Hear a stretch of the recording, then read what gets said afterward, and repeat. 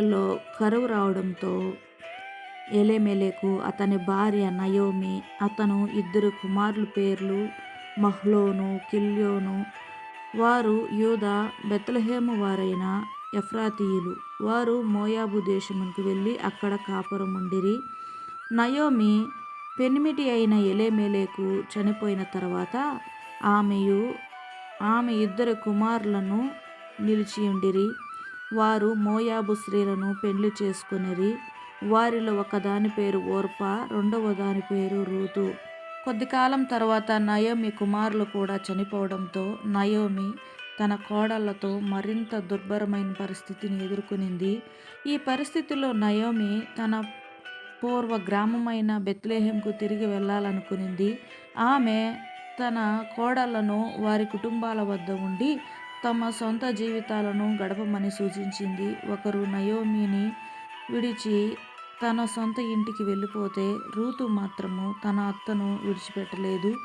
ఆమె, నీ జనమే నా జనము, నీ దేవుడే నా దేవుడు, నీవు వెళ్ళిన చోటును నేను వెళ్తాను, నీవు ఉన్న చోటును నేను ఉంటాను అని తన అత్త అయినటువంటి నయోమితో వాగ్దానం చేసింది.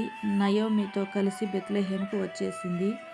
బెత్లెహేము చేరిన తర్వాత ఇద్దరికి జీవనం కొనసాగించడం చాలా సవాలుగా మారింది. రూతు తన అత్తకు అన్ని పనులు చేస్తూ పొలాల్లో గింజలు ఏరుతూ కష్టపడి పని చేయసాగింది. ఈ విధంగా పనిచేస్తూ ఉండడం బోయాజు అనే ధనవంతుడు మరియు ధార్మికుడు ఆమెను గమనించాడు. బోయాజ్ ఎలీమెలెకు కుటుంబానికి చెందినవాడు మరియు క్రమంగా రూతు నమ్మకాన్ని, కష్టాన్ని గమనించి ఆమెను ఎంతో గౌరవించసాగాడు.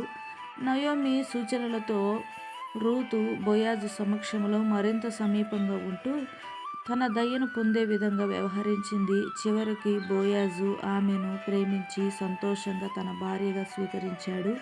ఇది నయోమి మరియు రూతు జీవితంలో ఒక కొత్త ప్రారంభాన్ని తీసుకొని వచ్చింది.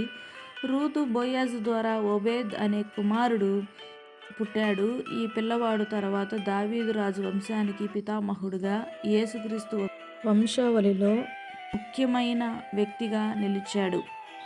ఈ కథ ద్వారా మనం తెలుసుకోవాల్సింది ఏమిటంటే, గుణవతి అయిన స్త్రీకి ధైర్యం ఉంది.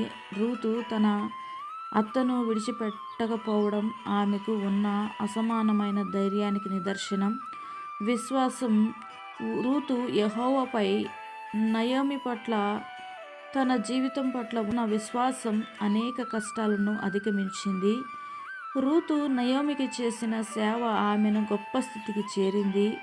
సత్కార్యాలు ప్రతిఫలంగా దేవుడు ఆమెని ఆశీర్వదింపసాగాడు.